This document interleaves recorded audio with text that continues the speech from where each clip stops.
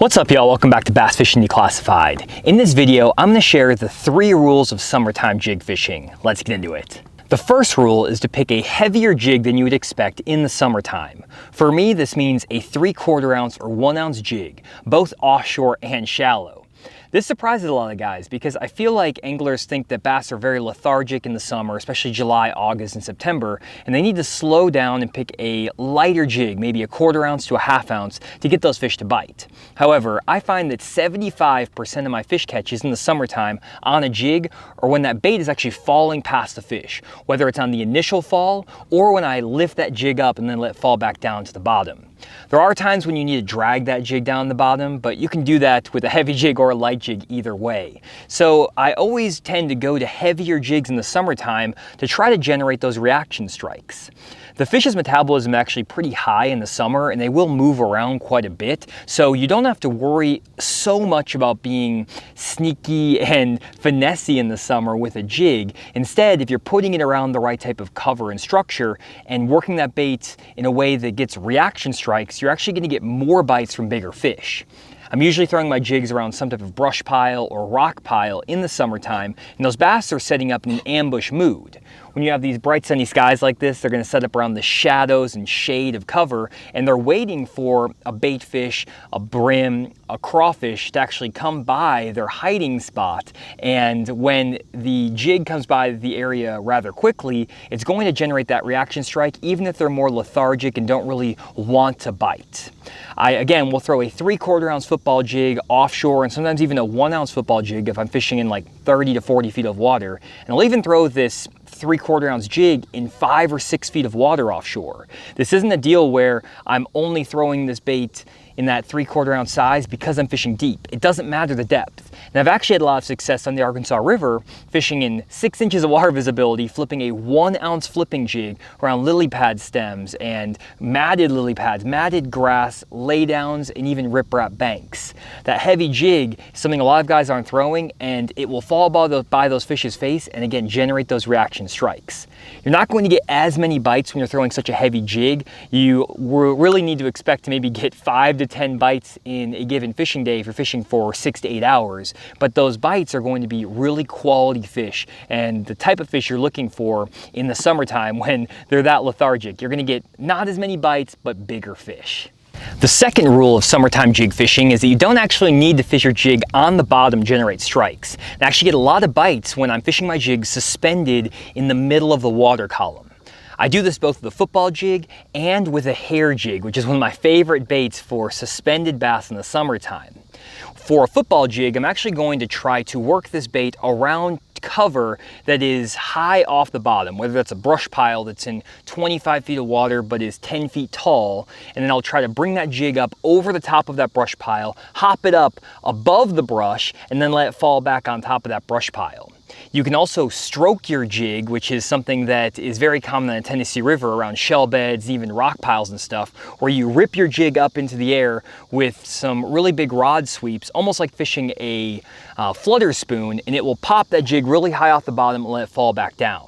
Even though this jig doesn't have a shad color to it, a lot of fish will still eat this bait when they're feeding on shad, but also when they're feeding on crawfish.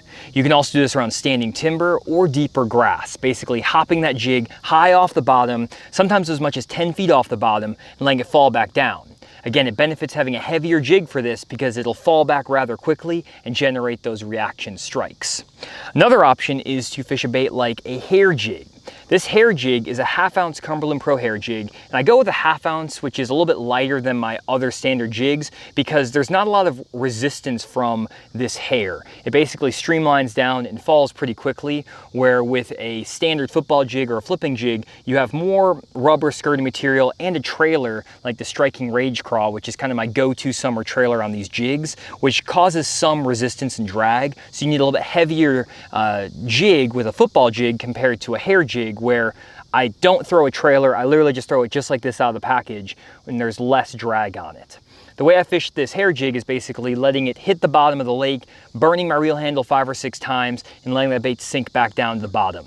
If you guys are interested in learning how to fish a hair jig, I have several videos on the Fish the Moment YouTube channel that I will link down in the description. It is a really cool technique, though a little bit tricky to figure out, so I'll kind of link it down there and let my other videos explain it in more detail. But with both of these jigs, I'm fishing for suspended fish in the middle of the water column, which is something a lot of anglers don't really think about when they pick up a jig. They're usually trying to fish it around cover in, the thickest brush or rock or grass they can find near the bottom of the lake. But by working those baits higher up in the water column, you can generate a lot of extra strikes. And I would say that I catch about 50% of my fish when I am hopping that jig really high off the bottom of the summer, and then the other 50% when it's actually on the bottom of the lake. So definitely give both of those approaches a try, and that's rule number 2. Rule number 3 is that you want to be fishing around some type of underwater shadow when throwing a jig in the summertime. What I mean by underwater shadow is basically any object like a brush pile, a rock pile, the lip of a ledge, anything like that, that's going to block the sunlight. Today we have a bunch of sunny weather, and whenever you have the sun high in the sky, it doesn't just cause a shadow like my rod does on my pants here, where you can actually see that shadow where my rod is blocking the sun. That same thing will happen under the water if there's a brush pile or a rock pile or anything like that. The objects under the water will cast shadows, and a lot of anglers don't even think about this when they're lining up on a brush pile, a rock pile, things like that. For example, the sun right now is kind of almost directly overhead, though a little bit behind us. So my boat right now would actually be casting a shadow just in front of the boat. And if there's a brush pile out in front of us, the shadow is going to be on the opposite side, basically on the other side of that pile. So if I'm trying to line up on a brush pile right now in the middle of the day and fish it, what I want to do is actually put my boat in a position where I'm casting my bait into the shadow of the brush pile.